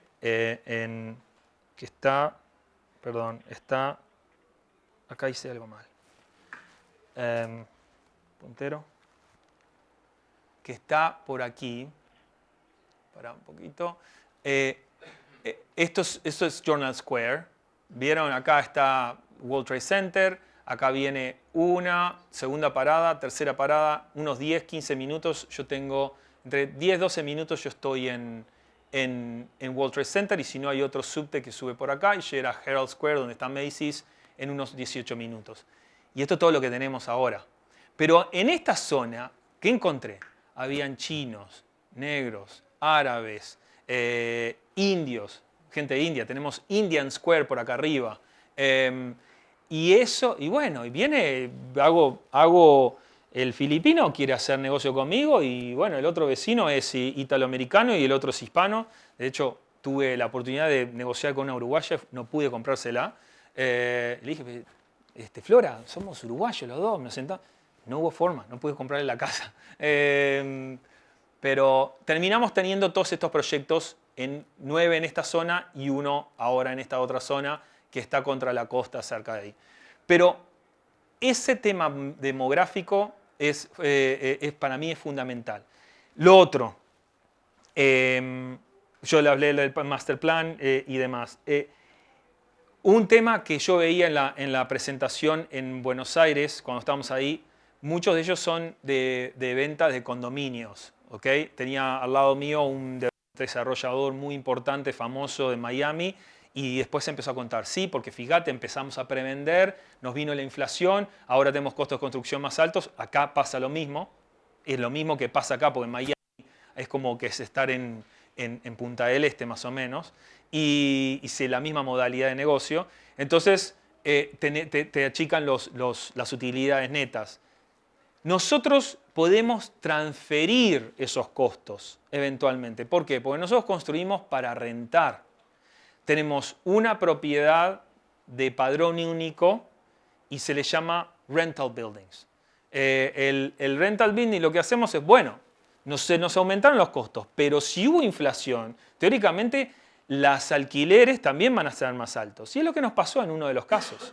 En uno de los casos que terminamos alquilando, salimos al alquilar en junio y pudimos sustentarnos con alquileres que eran más altos de los que teníamos proyectados nosotros. Entonces transferimos esos costos al inquilino que está dispuesto a pagarlo porque hubo un aumento de costos en general. ¿Se entiende? Eso sí, adelante. Una consulta que me genera, para pasarlo como una comparativa del mercado actual, cuando hablas, por ejemplo, de porcentajes, ¿qué porcentaje es allá en cuanto a rentabilidad? Para tener más o menos algo concreto para comparar con Uruguay. Cuando hablas de las inversiones que arman, ¿a qué porcentaje apuntan? Nosotros apuntamos a la TIR, a la tasa interna de retorno, ¿no? la rentabilidad medida anualmente, a tasas por arriba del 15%. ¿No? Porque, de nuevo, van de acuerdo, el core que hablábamos al principio te puede llegar a dar el 4%, 4 o 5%. Nosotros tenemos que irnos por arriba del 15% anualizado, o sea, pero a veces hemos tenido muchísimo más, en algunos casos un poquito menos. Siempre ha sido rentabilidades por arriba del 9% anualizado, pero de nuevo, mitigando el riesgo, limitando ese riesgo con las cosas que estamos haciendo. ¿Y esa tasa está descontándose todos los impuestos? Sí. ¿Libre, utilidad libre? Sí. Eso es neto al inversor. Yo tengo acá casos que vienen y me dicen, no, pero fíjate que yo estoy haciendo y a mí me da tanto. Si, tengo una maestría en finanzas, en real estate. Si yo te hago un análisis de cash flow al tipo que me viene y me dice, no, pero me da tanto, te empiezo a sacar. ¿Calculaste el vacancy rate? ¿Qué es el vacancy rate? El rato de vacante. Vos estás calculando que vas a tener un holding, un periodo de 5 años de tener la propiedad y nunca se te quedó la propiedad vacía. Nunca tuviste que reciclar, nunca se te fue nadie. Nunca te dejó de pagar a alguien. No, tenés que poner stress en los números, ¿no? Tenés que ser más agresivo en el sentido de ponerle estrés a los números, porque si no te estás mintiendo a vos mismo. Y eso es lo que veo acá, que la gente se termina mintiendo a sí misma, que hacen el cálculo, no, es tanto menos, sacale un alquiler o sacale 2 alquileres, no sé, por año, no sé cómo hacen el cálculo, y ya está, ese es tu neto, eso dividido lo que compraste la propiedad, te da lo que técnicamente se dice en inglés cap rate, que es la rentabilidad que te da en cash por haber comprado la propiedad en cash. Acuérdense que nosotros en Estados Unidos tenemos el apalancamiento bancario, que eso es lo que nos permite también, si conseguimos una buena tasa, de lograr mejores rentabilidades. Pero lo más importante de lo que dije de esto de trasladar los costos al inquilino es el timing. Cuando hablamos recién del mercado y dije, yo o me quedo congelado y no hago nada, o sigo haciendo cosas convencido de mi tesis y donde compro y demás, que dije esto, pero también dije la vivienda, o sea, en tipo de activo, dije multifamily, es decir, de viviendas, de muchas viviendas en un edificio padrón único, donde podamos alquilar. Y lo bueno es porque si tengo una guerra Estados Unidos-China y hice un condominio y terminé y tengo el certificado de ocupación, ¿a quién le vendo? O ahora, se fueron las tasas de interés, se fueron alto. Está todo parado en lo que es condominio. Entonces, ¿qué tiene que hacer el tipo del condominio? El tipo del condominio dice, muchacho, sociedad, grupo societario, vamos a tener que empezar a alquilar, porque los intereses del banco nos van a comer todo. Y no alquiles porque si hicimos un apartamento espectacular y van a venir, te van a rayar el piso y no sé qué, y ahí empieza a comerte el taxi, que no es lo que querés. Entonces, nosotros no, al hacer este tipo de estrategia, no estamos, no estamos siendo esclavos de del timing, cuándo es el perfecto timing. No hay perfecto, no podemos medir, es como en el stock market, no podemos saber cuándo es el mejor punto para comprar y cuándo es el punto mejor para vender. En el real estate lo que hacemos es tener nuestra estrategia es, no pasa nada, se vino una debacle, miren lo que me pasó. En uno de los proyectos que van a ver acá al lado, en las próximas, cuando vemos los proyectos, 65 Newkirk, salimos al mercado en mayo del 2020. Pero no se escuchaba ni los grillos cuando llamamos a... teníamos... ¿A quién le alquilamos? Si se fue todo la zona metropolitana de New York. Mayo 2020 es el pico de COVID. Y ahí tengo el certificado de ocupación. ¿Qué hago? Salimos al mercado con brokers. Allá no se trabaja como acá, que de repente tenés un edificio con varias carteles de inmobiliarias, sino que se hace un tratado de exclusividad y la inmobiliaria hace un trabajo de campaña de marketing. Es ya con social media, apartments.com, SEO y demás. Nosotros salimos al mercado y bueno, seguían los grillos, nada más que los grillos se escuchaba. Y dije, bueno, ahora bajale. Pero Diego, ¿qué vamos a hacer? Bueno, dame un mes, déjame ver qué pasa. No se va a alquilar nada, no se va a alquilar, me dicen los inversores. Tranquilo, estás en Uruguay, esperá. Bajamos un 10% los alquileres. ¡Pum! Se alquiló todo en unos meses, en pleno COVID. Entonces, el stress test que insisto, de mercados donde vivimos cosas muy importantes y aún así salimos a flote, me da confort de que yo puedo dormir de noche, que si tengo la tierra y me tengo que parar y no tengo deuda, o tengo el edificio y me tengo que bajar un 10% de los alquileres o un 15% de los alquileres, pero hay siempre demanda. Por el correcto precio siempre hay demanda. Entonces, hablamos de la zonificación. Sí. Ustedes juntan la parte de lo que es el terreno un poco más, el resto lo sacan con crédito y después con los alquileres van pagando ese crédito y los dueños que pusieron la tierra son los dueños de todo el proyecto. Buena pregunta. La etapa de inversión son 3. Tenés el pre-development, el predesarrollo, que en realidad es esa parte de compra de terreno y todos los costos indirectos que vas invirtiendo en la primera etapa de tener ya el proyecto ejecutivo. La segunda etapa, que es el development phase, el desarrollo, el de la construcción.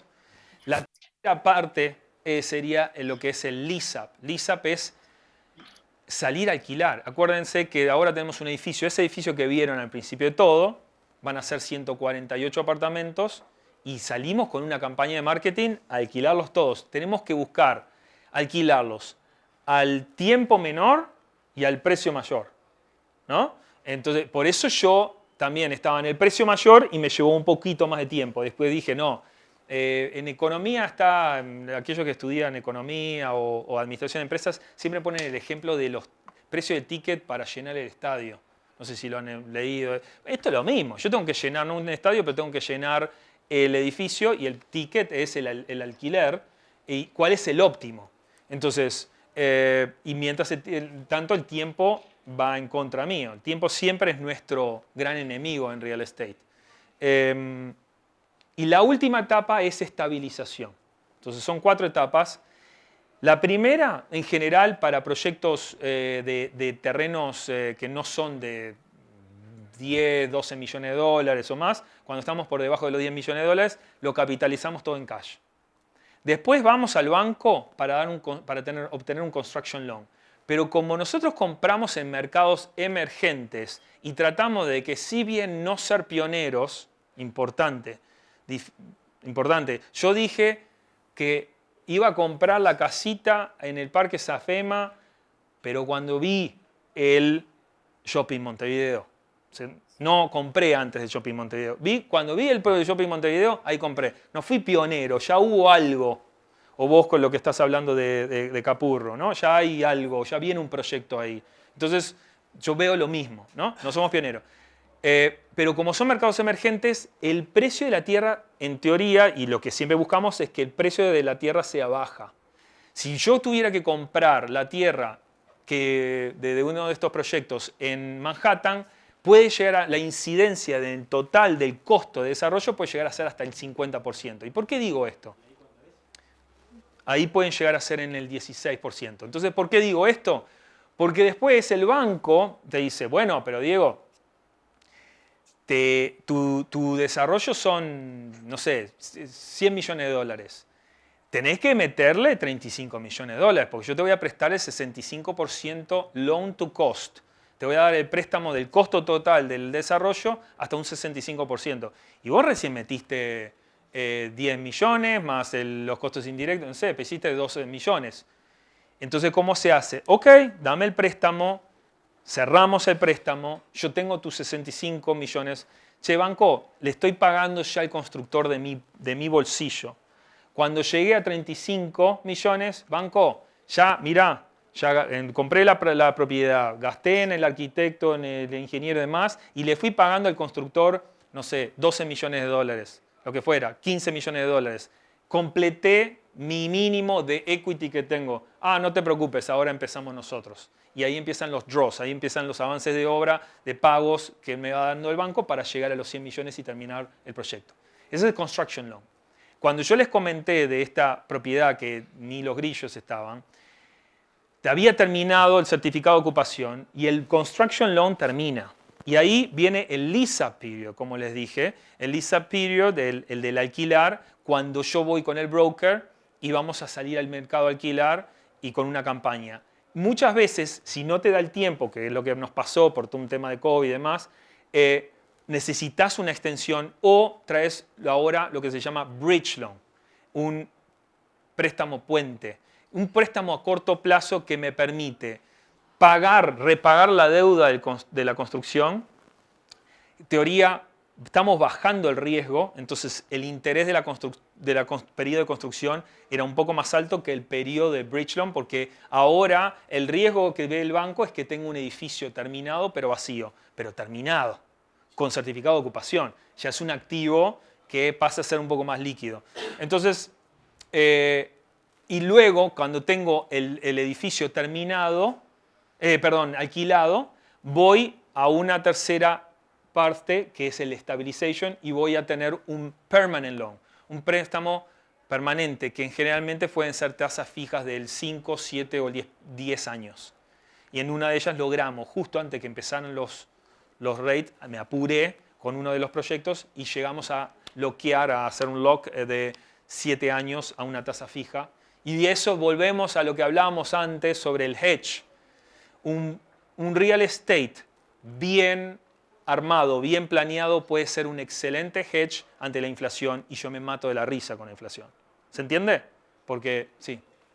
¿Tienen el modelo de desarrollo, tienen alguna tasa objetivo de incidencia de la tierra cuando están tomando un terreno para un edificio, lo que sea? La tasa objetivo, nosotros como paramétricas buscamos el per buildable square foot, es decir, por metro cuadrado construible. Esos son un poco la... Y porcentaje en el total, bueno, más o menos, en el total del desarrollo más o menos termina siendo una incidencia del 16% más o menos. Sí. Pero para ir terminando, sí. Está claro que es un negocio de renta, pero ¿cómo rescata el capital en inversión? Bien. Cuando les hablaba sobre los determinados fases de financiamiento, en teoría y en la práctica, por supuesto, cuando yo terminé el edificio y tengo el edificio del certificado de ocupación, puedo hacer un evento de cash out. O vendo el edificio a alguien que tome el riesgo de alquilarlo y vendo la propiedad, o hago el bridge loan, que en general el bridge loan te puede llegar a dar capaz que un poquito de cash out, pero en verdad lo que va a hacer es cubrirte la deuda de construcción para bajarte tu servicio de deuda para que sea más barato, porque ahora tenés menos riesgo. Pero ahí puede haber un pequeño evento de cash out donde si tenías un construction loan de 10 millones y de repente conseguiste que el bridge loan de 12, menos costos porque el banco te va a cobrar, un broker que te trae pero te puede llevar 1 millón, capaz que te llevas algo. Y ahí tenés un evento de traída de cash y dejas menos skin in the game. Acuérdense que los 10 millones es deuda. Capaz que vos ahí tenías, ¿qué sería? Poner el 4 o 5 de tu bolsillo. Si vos recibiste 1 millón de los 5, ya recibiste 20% de retorno de tu inversión. Entonces, ese es otro evento. Y el otro evento que donde generalmente se da mayor cash out es en la refinanciación cuando tenés el permanent loan. Y ahí hay una valorización y técnicamente ya no se dice loan to cost, sino se dice loan to value, LTV, porque ahora viene el banco y te dice, tenés una vaca lechera, ahora tenés algo, el edificio está recién terminado, todos los certificados, no tenés ese edificio que mostré yo donde vivía de 100 años, que seguramente vamos a tener que estar cambiando la cañería todos los días, lo otro, es un edificio que va a tener un mantenimiento normal, pero menor, porque es nuevo. Y ven, como cualquier banco que va a mirar a darle préstamo a una empresa, a un negocio, van a ver el EBITDA, que sería para una empresa, en el real estate van a ver el NOI, el Net Operating Income. Entonces van a analizarlo y te van a decir, te voy a dar tanto dinero. Hay una revalorización y ahí hay un gran punto donde puede haber, si no lo vendí, puedo tener otro evento de cash out y si me va muy bien puedo llegar a un 50%. Entonces, ¿qué hace? Cuando recibo ese 50%, el cash flow que voy a ir teniendo luego es sobre, si yo puse 5 millones, ahora es sobre 2.5 millones que me quedan de mi bolsillo. Tengo menos skin in the game, tengo menos piel en juego, tengo estoy menos jugado y ahí empezás a usar el término llamado cash on cash return, que es, bueno, ese cash que te queda luego de pagar los expensas, luego de pagar los servicios de deuda, ¿cuánto me queda? Y bueno, el servicio de deuda te aumentó, porque como te valoraron más la propiedad, ahora muy probablemente tu deuda es mayor, pero tu tasa como es menor, capaz que el servicio de deuda termina nivelándose y siendo atractivo. Te va a quedar un cash menor, pero si ese cash menor te da una buena rentabilidad ahora sobre los 2.5 millones, quédatelo. ¿Por qué? Porque acuérdense, el Parque Safema, cuando veníamos hablando de esa analogía, tenés la plusvalía que puedes generar a menor tiempo que los 30 y pico de años que pueden llevar en zonas menos dinámicas como podría ser Montevideo. Diego, una Sí. pregunta. ¿Y vos cuando terminás el edificio, lo afectás a rentabilidad por ley o lo podés dejar como un padrón único y ahí te sube la renta, porque no tenés que dividir el tema impositivo,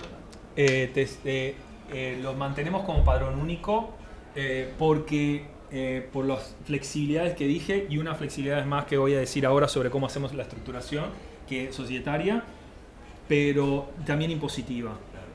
Porque es padrón único, si tenés 10 apartamentos, la sumatoria de los 10 te va a dar más que el padrón único que estás pagando. Otras cosas más que tienen que ver con nosotros. Estados Unidos es una cultura litigios, de demandar. Ahí demandan porque tosiste al lado mío en COVID, te demando, ¿viste? Más o menos. Y entonces, ¿qué pasa? Cuando convertís en sociedad de, ¿cómo es? Propiedad horizontal y tenés el board de los propietarios y demás, lo primero que hacen es demandar al developer. Hay una humedad ahí, ¡pum! Salió. Y ahora tenés que estar con el abogado que esto no. Nosotros somos el dueño del edificio y ellos son inquilinos. ¿No te gusta? Andate. Listo.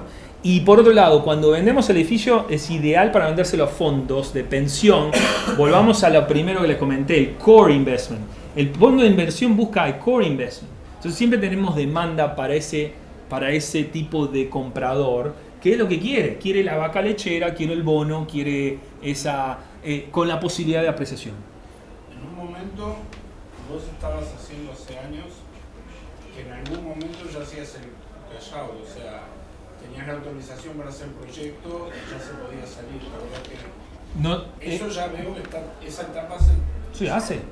lo seguís haciendo. Lo sigo haciendo. En realidad, Lo que digo es sin hacer el edificio. cuando Michelle dijo eso, yo no me detuve. En la primera fase, cuando tenemos el predesarrollo y tenemos todos los proyectos ejecutivos antes de empezar a construir, en realidad hay eventos de cash out importantísimos y a veces la rentabilidad es muy atractiva. Si vamos, es importante conceptualmente que entiendan lo que varía en el real estate. El real estate es tierra en improvement. El improvement sería ¿cómo? Mejoras. La construcción arriba. Las mejoras. No, sí, pero en este caso lo que construyas arriba, ¿no? ¿Qué es lo que varía en el real estate? La tierra. Exacto, es la tierra. Pongamos que vos decís, quiero hacerme mi casa, tenés mucho dinero, lo que sea, me haces un palacio en Idaho, en la mitad de Idaho, en Wyoming, ¿no? Vale lo que es ese palacio que hiciste, pero vale para vos, porque muy probablemente, o para el que venga y le guste la casa, pero esa tierra, la mitad de Idaho, va a seguir siendo esto y no va a variar el valor de ese palacio. Yo tengo una porquería, pero tengo una porquería, porque miren la casa esa, era una porquería, en Williamsburg, y sigue siendo porquería, y ahora soy multimillonario, como me pasó cuando yo les conté que yo hacía construcción para llevar el pan a la casa, cuando en la recesión, y me acuerdo que estaba en un co-op en Upper West Side, y me puse a hablar con el hispano que era el portero, y me empezó tipo a lo agrandado, no, porque yo no sé qué, porque tengo un convertible que no sé qué, no sé cuánto. Estaba bueno, tipo, él me lo sacó. ¿No me crees? Sí, te creo. No me crees, ¿no? Mirá, clic, clic, y me hace la IC, me muestra que tiene el convertible ahí. Mirá qué bueno, bien, bárbaro. ¿Por qué? No, porque mi casita, no sé qué, y la vendí en Williamsburg, y el tipo seguía de portero, pero se la estaba quemando, obviamente, y en poco tiempo va a seguir trabajando portero, pero se hizo millonario con una porquería que tenía en el correcto lugar, porque el valor que aumentó fue la tierra. Y lo mismo pasó en Parque también. Perdón, ¿usás la normativa específica de la zona o te regís por los derechos aéreos y eso que hay en Nueva York? En las zonas donde nosotros nos metemos no hay air rights, no hay este tipo de rights aéreos. Pero el punto es que nosotros, en la parte que conseguimos las aprobaciones, podemos hacer un evento de cash out. Porque lo que hacemos es recapitalizar y los fondos de inversión, que la otra ventaja que genera dinamismo, y ahí lo dice, nosotros podemos hacer que el socio, si se quiere ir, que se vaya porque otro lo compra. Si vos sos dueño de una propiedad, estás con un activo mucho más ilíquido que ser parte de un grupo, porque cuando sos parte de un grupo societario, el otro te compra, o tenemos ese evento de cash out, primero que no lo dije, que de repente, y nos está pasando con este ahora, esto van a ser, este de aquí, van a ser 310 apartamentos. El terreno son unos 17 millones de dólares. Solamente el terreno. Estamos armando un grupo societario, estamos apalancándonos muy conservadoramente. Y lo que estamos haciendo es generar los planos y después, como esto es un proyecto de 100 millones de dólares, vamos a necesitar 35 millones de dólares. Nosotros pusimos de repente 8 porque nos apalancamos. ¿Y cómo llevamos los 35? Hacemos todos los planos, le generamos valor ahora, porque generó tiempo y ahora es el primer valor agregado. Somos constantes generadores de valor. No pusimos un ladrillo y de repente pudimos generar capaz que un 50% de nuestro valor. Viene un fondo y dice, ok, yo ahora te valoro, supongamos que fueron 15 millones, ahora te valoro 20 millones. Entonces generaste 5 millones de dólares de valor agregado, todavía no puse un ladrillo y entro con una capitalización. Ese evento de 5 millones puede ser un cash out. Y alguno me dice, Diego, me voy, chao. Otro dice, ¿sabes qué? Dame la mitad, deja la otra mitad porque seguimos después con las otras fases que expliqué. Entonces, esa flexibilidad no lo ve el inversor hasta que en la práctica se metió. Y no lo veo acá tampoco. Acá está como muy estructurado. En parte porque no tenemos los mercados capitales que tenemos allá. Y el apalancamiento que tenemos allá. No hay negocio de renta. Por eso, pero parte porque el costo de deuda no es más barato que lo que te podría dar la renta. Si yo consiguiera costo de deuda para que no tenga que prevender y pueda construir con un grupo societario como hacemos, lo terminás y luego puedas tener una refinanciación, como dije, el permanent loan, y puedas lograr ese arbitraje de tener mayor renta que luego de las expensas y todo que tengas que pagar, puedas cubrir tu servicio de deuda y tener algo en el bolsillo. No podemos porque no tenemos los mercados capitales, no tenemos otra que prevender y no tenemos otra que hacer condominio. Sí. Sí, también está el apetito del inversor y el plazo que el inversor quiere participar. Entonces, cuando vos le ofreces a tus inversores, ¿les hablas a proyecto de 10 años o le hablas de 3 años? No, yo les explico las etapas de 2 años, de repente otros 2 años y después otro año, que ahí vemos si hay una refinanciación y más. Son como más o menos 5 años. Y hay puertas de salidas, son exit doors. Hay puertas de salidas en esa parte. Sí. Después cuando le pedís el crédito al banco para construir, o sea, vos nunca le vas a pagar el crédito al banco ahí. Lo que vas a hacer una vez que esté terminado es sacar otro crédito. Siempre es así.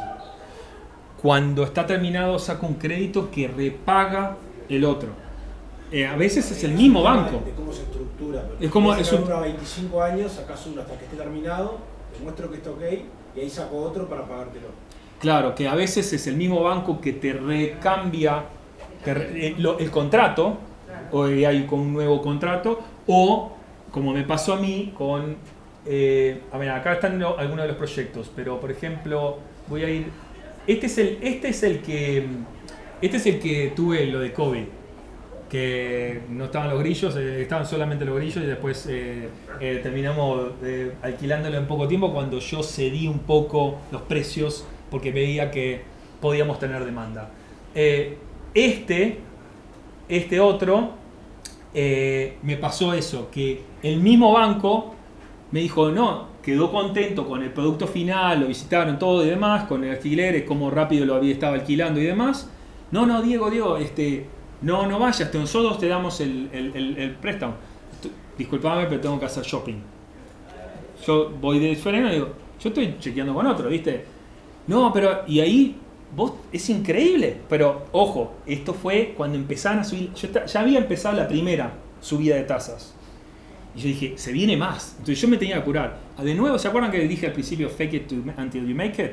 También, tengo ofertas de acá, y en parte el curso de negociaciones que dictamos en el seminario hablamos sobre ciertas técnicas. Y en este caso yo estoy negociando con el banco. Y me agrando un poquito con el banco porque ahora yo le entregué al banco, le mostré que soy un buen borrower, soy un buen cliente, que hice mis cosas bien, que le entregué todo, que ellos ahora tienen un activo de colateral, de hipoteca, que es real, que si algo pasa, ellos están mucho más seguros, ¿no? De nuevo, bajamos ese opportunistic a casi core, ¿no? Y fui a hacer shopping y dije, no, pero otro me oferta tanto, y al final ese mismo banco me refinanció a una tasa a 7 años, en este caso el 4.75% por 7 años. Ya estoy por debajo de las nuevas tasas que están habiendo en el mercado para refinanciar. ¿Y ahí el inversor sale o después lo vendés refinanciado? Algunos salen, algunos internamente le hacemos la compra, negociamos y sí, hay un cash out, y de repente cash out, por ejemplo, lo que yo hago en general, nos repartimos, pusimos todos 100 pesos y recibí 20. Pero ¿sabes qué? Yo quisiera salir con mi 100 y mi utilidad neta. Hay alguien que quiere comprarle, muchachos, no sé qué, no sé cuánto, pum, salimos y hacemos una valorización de acuerdo a la tasación, que el banco nos dio, y estamos todos contentos. Para tener ese tiro más o menos promedio de 15%, ¿en cuánto tenés que sacar tu dinero, más o menos? En realidad, yo he generado tiers muchísimas más altas en muy corto plazo por la fase 1 que decía Yanai, que era de repente logré las aprobaciones y en uno de los casos yo vendí al principio todo, que fue mi primer windfall. Windfall es como una entrada de capital que me permitió a mí empezar a ser un developer más en serio, porque como es capital intensive, como decía, que pueda yo poner el depósito y que pueda después decirle a los posibles inversores, miren, yo puse este depósito, tuviste la confianza, tomaste el riesgo, y ahí te vendés mejor como developer para los posibles inversores. Y ahí hice un windfall, vendí y hice cash out, y fue en poco tiempo. Entonces hay instancias donde de repente podés lograr retornos muy altos. Cuando yo hablo de esto es en el general y en el largo plazo de 5 años. Como dije, 2 más 1 más 1. ¿Okay? Una cosita de esto, que más o menos la tesis es esa. Nosotros al meternos en mercados emergentes no tenemos que hacer algo cool. Yo estuve el otro día con Eran Chen, porque es un famoso arquitecto que es celebrity ahora en New York, y él es israelí-americano, y estábamos charlando y le dije, empezó a hablarme, no sé qué, le dije, Eran, vos no vas a ser, yo no voy a ser tu cliente. ¿Pero por qué? Porque yo me meto en mercados emergentes. Y a vos te gusta hacer Park Avenue, Union Square, Williamsburg y demás. No, yo no me meto ahí. Que se metan otros. A mí mi fórmula, mi tesis me va muy bien. Y no tengo que... Lo que he visto es que muchos se agrandan y toman sobreconfianza y se meten en cosas ya que van afuera del modelo. El modelo funciona para mí y es un modelo que puede servir a largo plazo a medida que me vaya cambiando. Cuando me metí en Portchester es porque veí que el mercado emergente de Jersey City ya no era más emergente casi, ¿no? Entonces te vas moviendo, pero con la misma tesis, siempre con la misma tesis. Una cosa importante, cuando nosotros también construimos, ven que acá están todos los condensadores. Generamos un Zoom con gym, con lounge room, acá tenés la sillita, esto es un barbecue, nosotros ahí no tenemos la parrilla. Tenemos el barbecue, pero está ahí con conexión a gas, y tienen estacionamiento acá abajo y demás. Yo lo que veo, y eso es lo que arrancamos hoy, que les decía cosas que veía, que incluso los edificios terminados ponen el condensador a la vista. O sea, o lo ves en el balcón. O sea, y ni que hablar con con las cosas que me mata, como ver el Palacio Salvo, el hotel de Rambla, andar a la Universidad de Ingeniería. Están destruyendo todas las fachadas. Yo no sé cómo permiten eso, pero nosotros ubicamos los condensadores y ¿por qué esto? Porque esto en verdad es un poco más caro. Y ahora paso un tema técnico. Para que este condensador le dé a tengo que pasar una línea. Ustedes ponen al lado del balcón y pum, para adentro que hasta pego el caño ahí. No seas malo. Digo, Llegan todos rotos la sociedad. acá no. En este país. No. Yo creo que podemos hacer cosas mejores. El problema es que capaz que no se paga. Pero ahí se paga y es lo que tenemos que hacer en detalle. Entonces fíjense que la tesis también es construir bien. Construir bien no quiere decir construir caro. Construir correctamente para el mercado, para la demanda. Entonces, otra de las cosas que hago yo, que acá no aparecen, estos edificios de 6 pisos, legalmente, por ordenanza, no en New York City, pero en Jersey City o en Portchester, puedo hacer 4/2, que es 4 pisos de madera sobre 2 de concreto. Ayer estuve con un amigo desarrollista muy famoso acá en Uruguay, que hace muchas cosas. Me empezó a hablar del lumber, Diego, y el timber, y esto, el otro. Entonces le expliqué que yo no hago 4 pisos de madera con 2 de concreto. Primero porque fui educado en Uruguay, donde nosotros vamos al hormigón armado hasta para hacer la losita para el parillero, o sea, no sé, para lo que sea, le ponemos hormigón armado. Entonces, segundo, porque por un tema de sustentabilidad, nuestros edificios pueden aguantar cientos de años. Tercero, porque si bien es más caro, más barato hacer estos pisos de madera, la gente tiene que pagar fireproofing, tiene que pagar otros costos de cubrir los posibles fuegos que son cajas de fósforos. Pues son cajas de fósforos. Cajas de fósforos, perdón. Entonces, nosotros hacemos steel decking, concreto con steel decking en esto, que se llama ComSlab. Pueden hacer un Google y ver cómo es el sistema.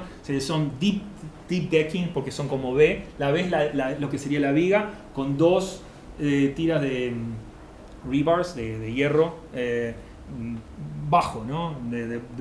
Bajo espesor, y eso te genera un espacio mucho más grande para poder poner muros portantes que son de steel decking, de metal desplegado. Acá tenés otro, mismo concepto. Acá estamos poniendo algo de verde, el zoom. Acá atrás están todos los condensadores. Nada del otro mundo, pero este es más chippy, ¿ves? Acá no se ve, pero acá tiene el PTAC, y él, que yo lo conozco a este hombre, hizo madera sobre ella. Nosotros no, nosotros hicimos otro tema importante. Vos haces así y se te mueve todo el edificio acá. En el nuestro no. Y las quejas de que el otro vienen los tacos a las 2 de la mañana y no sé qué, en la madera no es lo mismo. Y una cosa importante, el seguro. El insurance, ahí es todo insurance. Querés hablar, comprar un seguro. Y esto, ni que hablar que necesitan seguro. El seguro ve el sistema constructivo y te va a cobrar mucho menos por tener un sistema de concreto o de steel decking con concreto. Entonces yo digo, ok, hago un upfront, hago una entrada más importante al principio, pero bajo mis costos operativos de insurance, bajo mis problemas de rotación de inquilinos, de quejas de inquilinos. Además hoy vivimos social media y tenés en social media el edificio tal, no, esto es una porquería y ya después te puede afectar los alquileres. Acuérdense, esto es un negocio. Nosotros tenemos que generarle rentabilidad a este negocio como cualquier negocio de pizzería. Una pizzería que tenemos que generarle la entrada, a esto lo mismo. Entonces, nuestro inquilino es nuestro mejor customer, nuestro mejor cliente y hay que tratarlo bien. Y para eso, un buen edificio con una estructura minimiza quejas y por ende aumenta rentabilidad. Una consulta en ese sentido. ¿Sí? A nivel, no sé, Sí, amenities o servicios o cosas compartidas o actos comunes, ¿cuál es una diferencia que ves en los desarrollos que se hacen con este propósito de lo que observas acá? De los edificios, ¿pero en qué sentido? No se tienen que dar algunos servicios, el laundry compartido, ese tipo de cuestiones para Nosotros ponemos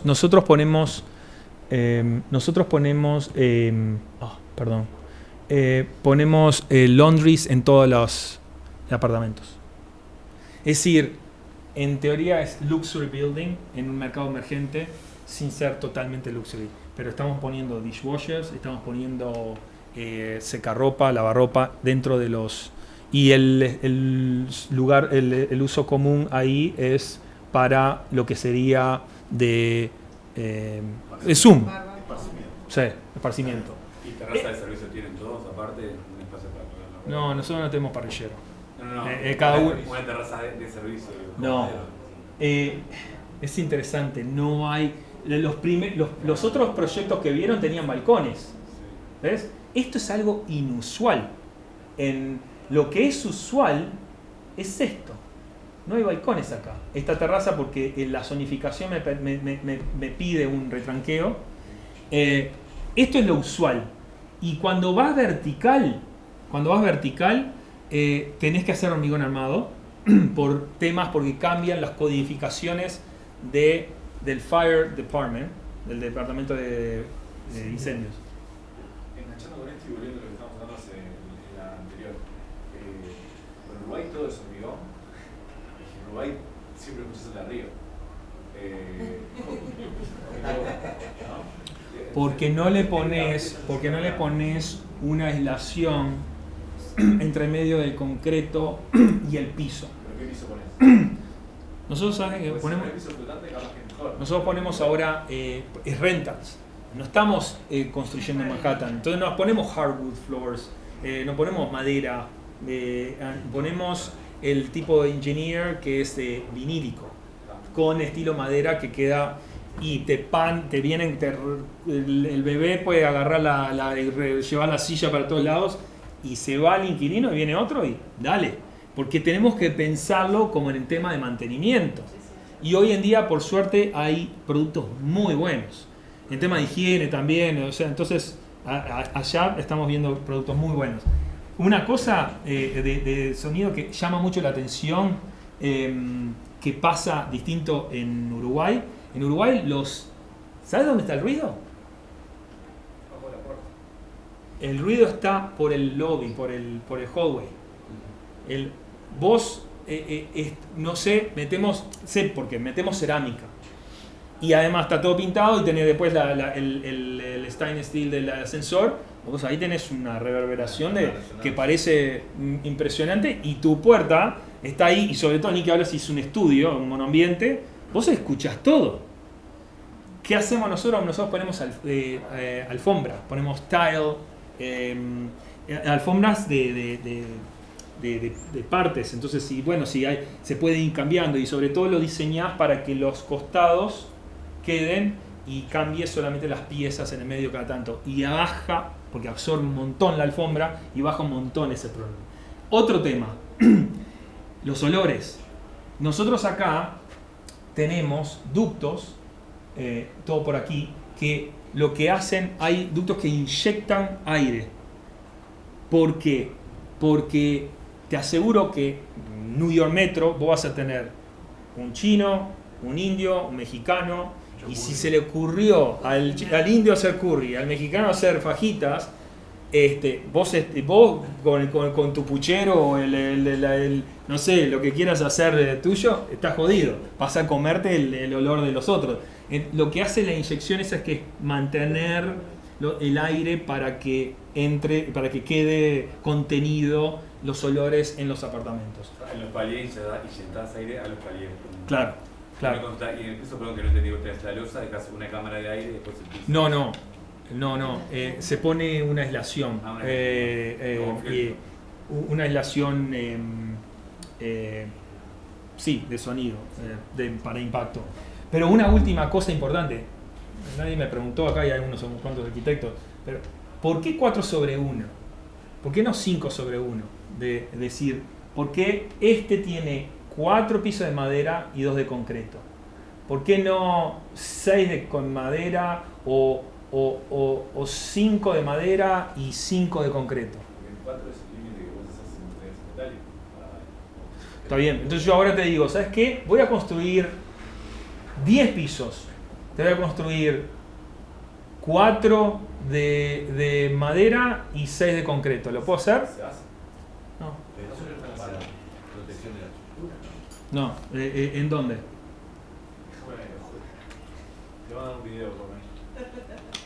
Bueno, yo te explico. En las ordenanzas de la zona metropolitana, capaz que lo haces en Wyoming, pero en las ordenanzas de Metro New York, por eso tengo dudas. Te voy a decir por qué.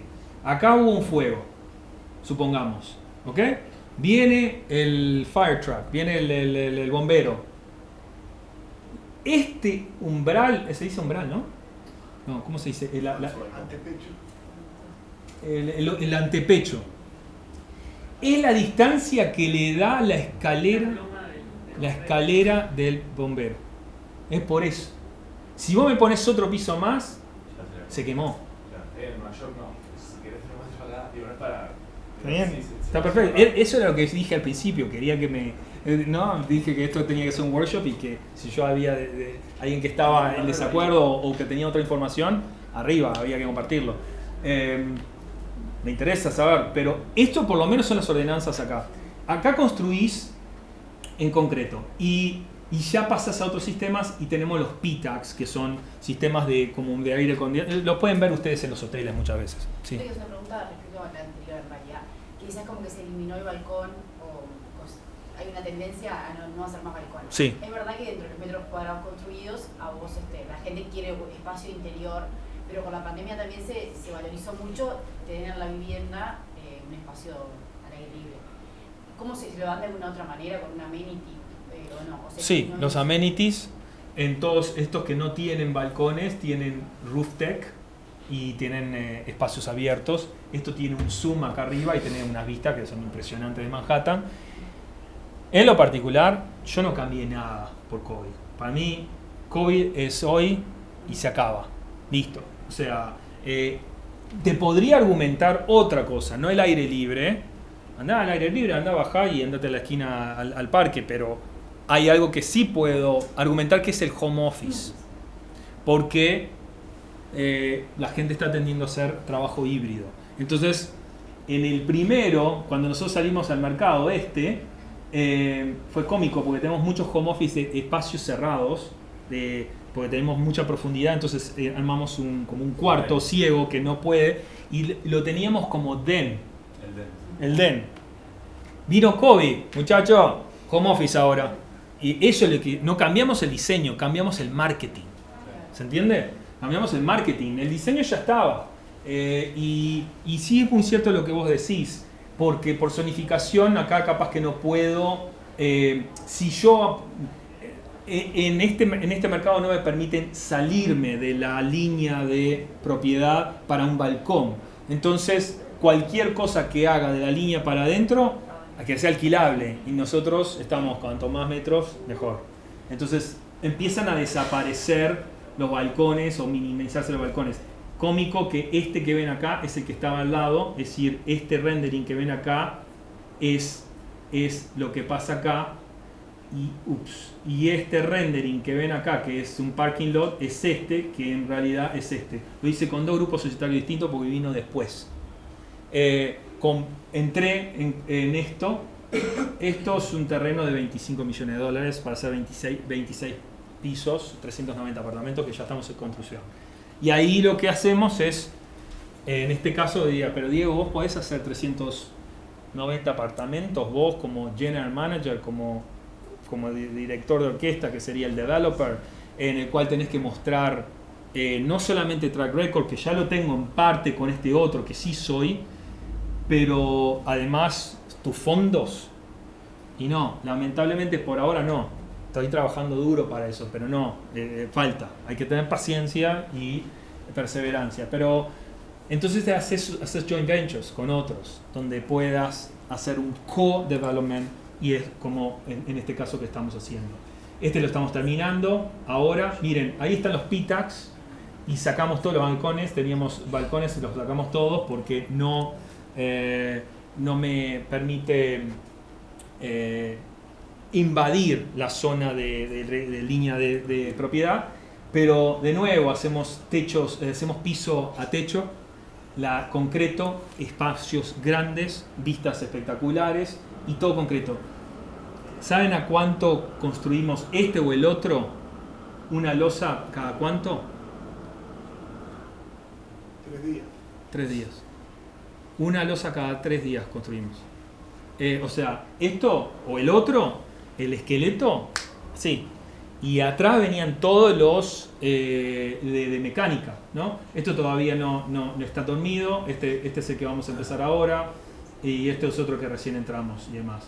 Este es el último que les mostré que vamos a construir acá. Y también sacamos, esto está recién esquemático, ¿no? Esto todavía está muy esquemático, pero para darle un concepto, ahí están los PTACs, ¿no? Sí, buscamos espacios abiertos acá, allá arriba y acá. Acá en este espacio estamos recobrando un edificio que no me permiten tirarlo abajo. No sé por qué, porque cuando me senté con la directora de Historic District Department, le dije, pero esto es una porquería. ¿Para qué? Se lo dije a los New Yorkers en Jersey City y tuve que, empezar de cero hasta que se me amigó y terminamos amigos. Pero, porque le dije, esto no tiene ningún valor histórico. Y le dije la verdad. Y no, es una chica joven que tiene ahora la posición y es impresionante. La gente tiene su poder y lo busca. Y decís, buscale, darle el ego, fomentarle el ego, pero que sea tu amigo. Entonces terminamos que me deja tirar toda esta otra parte y puedo construir acá y acá dejo solamente la fachada. Y como acá la zonificación no me permite construir en altura, convierto esto en espacios de comercial y espacios de uso múltiple para nosotros y ganamos todos. Pero yo fui al medio y le dije, pero esto es una porquería. Dice, una porquería. Y te está diciendo en el medio. Pero va la piba que tiene el poder y no hay forma. Entonces, básicamente eso es un poco la flexibilidad de la tesis que le decía y nada, si tiene alguna pregunta para hacer.